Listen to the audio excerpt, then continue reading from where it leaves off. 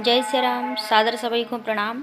और अब आए हम हैं ओरछा धाम पूरी आर्टिस्ट फैमिली के संग में जहांगीर किला दिखावे के लाने।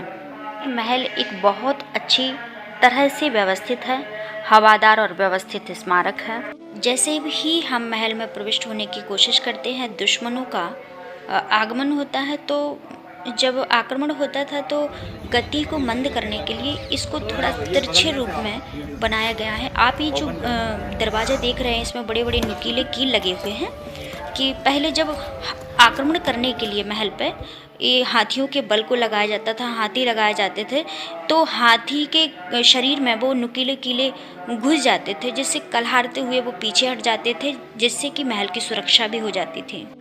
बड़े बड़े द्वार और अगल बगल बैठे हुए द्वारपाल, ये सभी राजा महाराजा जब आते थे तो आते जाते उनका स्वागत करते थे। अब ये आप देख सकते हैं कि ये हमारे देश के नहीं हैं, भारतीय नहीं हैं, ये विदेशों से आए लोग, ये भी हमारे राम राजा सरकार का दर्शन एवं जहांगीर किले का दर्शन कलाकृति देखने के लिए आते हैं। और ये है राजा महल, जो कि इधर को रास्ता गया है, लेकिन हम इसके बिल्कुल शीश महल की तरफ चलते हैं, थोड़ा उल्टे डायरेक्शन में। तो आप देखते हैं कितना सुंदर सुंदर सा दृश्य देखने को लिए मिलता है हमको।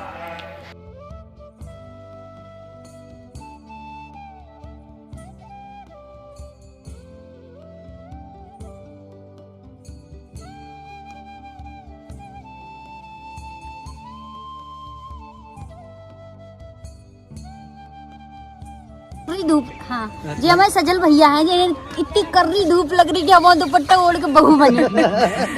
हम आ चुके हैं फाइनली अब शीश महल, होटल शीश महल के पास। और अब अंदर इसकी विशेषता बताने, कई लोग इसमें रुकते हैं।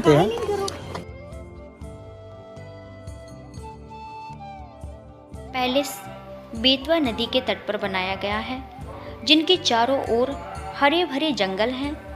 आसपास के सुरम्य और रोमांटिक दृश्य देखने को मिलते हैं। कमरों के अंदर हाथी की छवियां और चित्रों की उपस्थिति स्मारक में हिंदू वास्तुकला को स्पर्श देती हैं। महल होने के कारण वहाँ एक ऊँटों का भी अस्तबल है। हालांकि पूरे स्मारक जहांगीर जहाँ आया था, वह यहाँ सिर्फ एक ही रात रुका था। तो अंतोगत्वा हम पहुँच ही गए हैं जहांगीर के आंगन में। और जहांगीर के महल में देखिए, छोटे छोटे से जो हाथी दिख रहे हैं आपको, बहुत सुंदर लग रहे हैं। कितनी सुंदर कलाकृति है। और 8 गुंबदों से घिरा हुआ ये महल, और गुंबदों को सपोर्ट करने वाला ये बड़ी बड़ी चौड़ी चौड़ी भुजाएं। लोगों का मानना है कि इस महल में लगभग 400 कमरे हैं, लेकिन नहीं, इसमें 400 कमरे नहीं, मात्र 136 कमरे हैं। और आप देख रहे हैं, ये छोटा सा जाल रखा हुआ है, और एक कोने नहीं बल्कि तालाब के चारों कोने रखा हुआ है। तो कई लोगों का मानना है कि कुआं है, लेकिन इससे अनुमान लगाया जा सकता है, जैसे कि बाहुबली फिल्म देखते हैं हम, तो उस बाहुबली फिल्म में ऐसे ही देवसेना को रखा जाता है। तो शायद लगता है कि यहाँ पे जो गुनहगार होते थे उनको इसी जाल में बंद करके रखा जाता था। और आप ये देख रहे हैं श्री हनुमान जी महाराज का मंदिर। हनुमान जी महाराज का मंदिर जहांगीर के किले में होना बड़ा आश्चर्यचकित होने वाली बात है।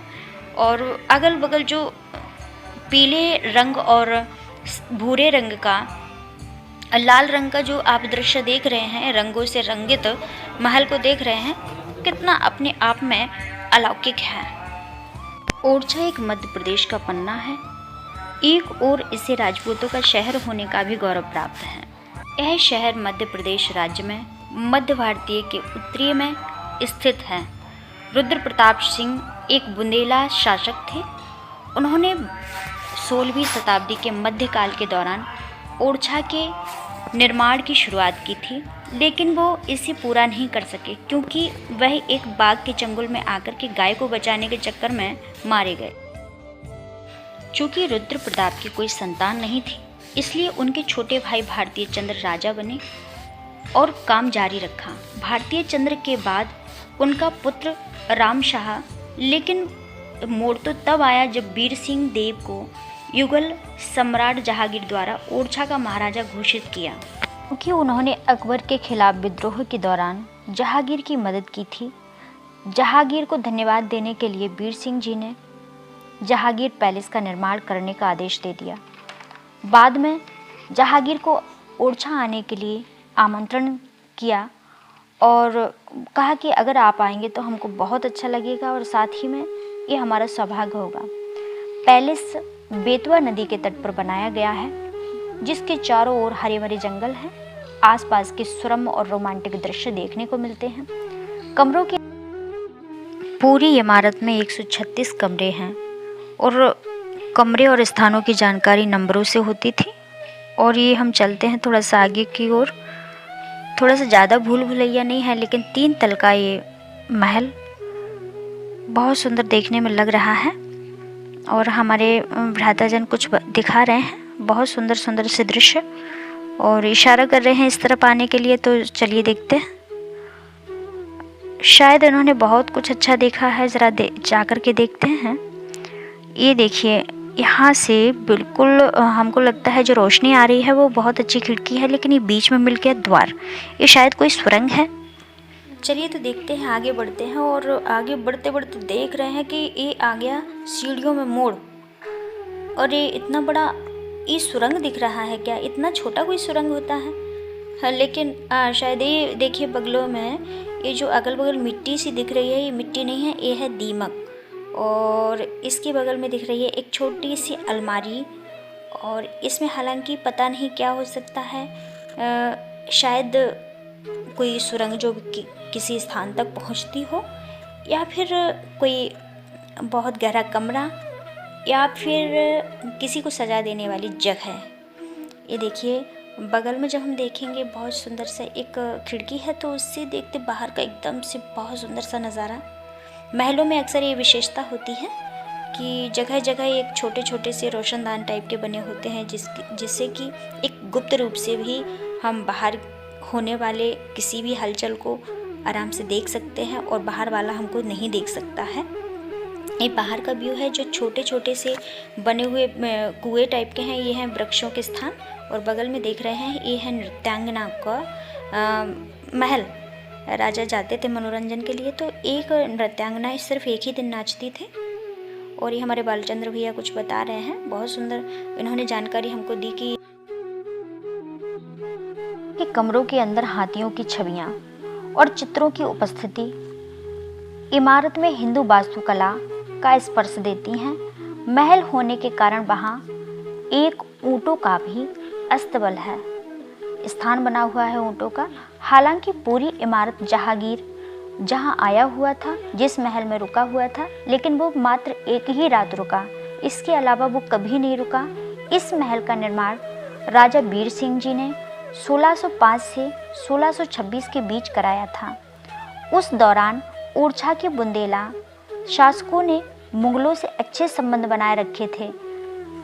यहाँ महल का निर्माण चौकोर आकार के रूप में किया।